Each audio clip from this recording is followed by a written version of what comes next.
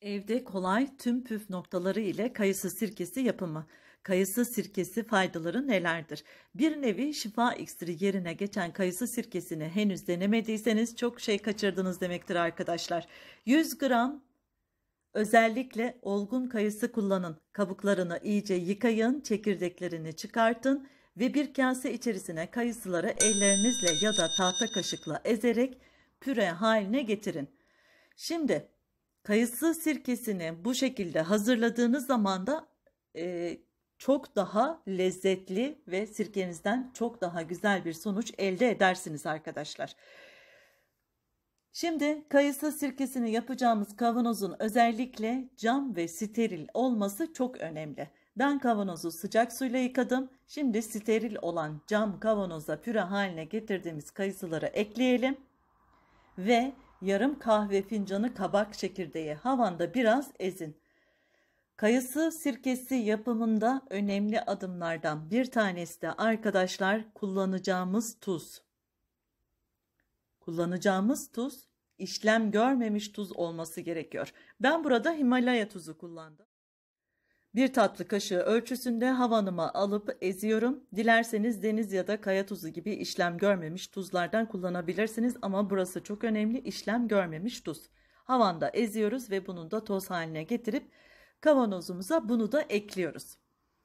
Bu tüm püf noktalarıyla vermiş olduğum tarifi hazırladığınızda gerçekten mükemmel bir kayısı sirkesi elde edeceksiniz. Şimdi 100 gram kayısıya 400 gram su ekleniyor arkadaşlar. Ama su kireçsiz su, yani şişe suyu ekleniyor. Şimdi 400 gram şişe suyunu ekledikten sonra tahta kaşık özellikle arkadaşlar bunu eze eze her gün bu şekilde karıştıracağız. Tahta kaşık kullanarak karıştırıyoruz. Kesinlikle metal değirmeyin. Ve son olarak da yarım fincan herhangi bir sirke, elma, üzüm hiç fark etmez. Bunu da ekledikten sonra tekrar karıştırıyoruz ve kavanozun kendi kapağını kapatmayacağız arkadaşlar.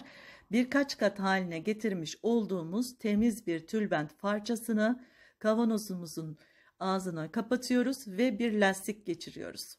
Bu şekilde bunu mutfak tezgahının altında bekletebilirsiniz. Takribi olarak 30 gün gibi 25 gün gibi bir sürede oluyor. Zaten sirke kokusunu almaya başlayacaksınız. Ve her gün düzenli olarak kesinlikle metal değirmeden tahta kaşıkla karıştırın. Ve süzme işlemi için ben tekrar videosunu da çekeceğim arkadaşlar. Ve kayısının faydaları neler? Kayısı sirkesinin tıpkı meyvesi gibi etkili bir şifa özelliği bulunuyor arkadaşlar. Öncelikle hızlı bir kan temizleyici. Kanda biriken zararlı maddelerin atılımına yardımcı oluyor. Vücudu toksinlerden arındırıyor, hücreleri koruyor. Kayısı sirkesi ile öne çıkan en büyük özellik odaklanmaya yardımcı olmasıdır. Kayısı sirkesi yemekle arası iyi olmayan çocuklarda iştah açar. Besleyici özelliği vardır. Gelişimsel bozukluklara iyi gelir. Cilt, saç bakımı ve tırnak gelişiminde büyük bir destekleyicidir. Cildi besler, yumuşatır ve ihtiyacı olan nemi cilde verir. İçeriğinde bulunan vitaminler cilt bakımında müthiş bir kaynak İçerinde yüksek demir sayesinde kan yapıcı bir özelliği vardır. Kansızlık sorunlu olanlara fayda sağlar. Canlandırıcı özelliği vardır. Özellikle gün sonunda içilen kayısı sirkesi yorgunluklara, halsizliklere oldukça iyi geliyor. Zihinsel olarak da yatıştırıcı etkisi olduğu için stresli dönemlerde kullanılması tavsiye ediliyor. Dolayısıyla sinirleri sakinleştirici etkisi bulunduğu için bu da uyku problemlerini çözmeye yardımcı oluyor arkadaşlar.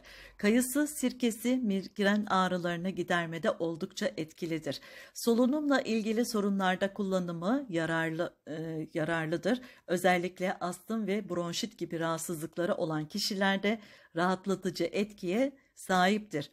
A, C ve E gibi vitaminlerden yana zengin olan kayısı sirkesi göz sağlığını korumaya ve olası hasarları engellemeye yardımcı oluyor.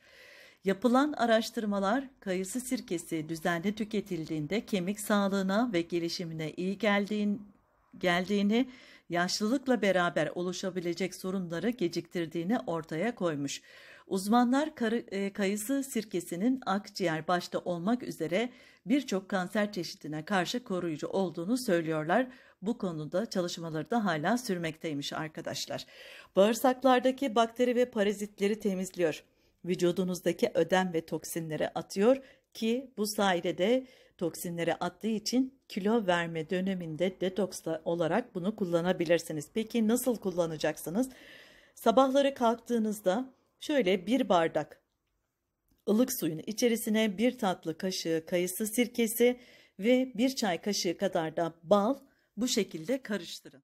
Şöyle bir hafta 10 gün kadar buna devam ettiğinizde güçlü bir arındırıcı etkisi bulunuyor arkadaşlar. Tabii ki her şeyde olduğu gibi bunun da fazlası zarar, azı karar arkadaşlar. Evet, benim tarifim bugünlük bu kadar. Umuyorum sizler de beğenirseniz lütfen kanalıma abone olmayı, Instagram'dan takip etmeyi unutmayın. Türkan Yallavston'dan saygılar, hoşça kalın.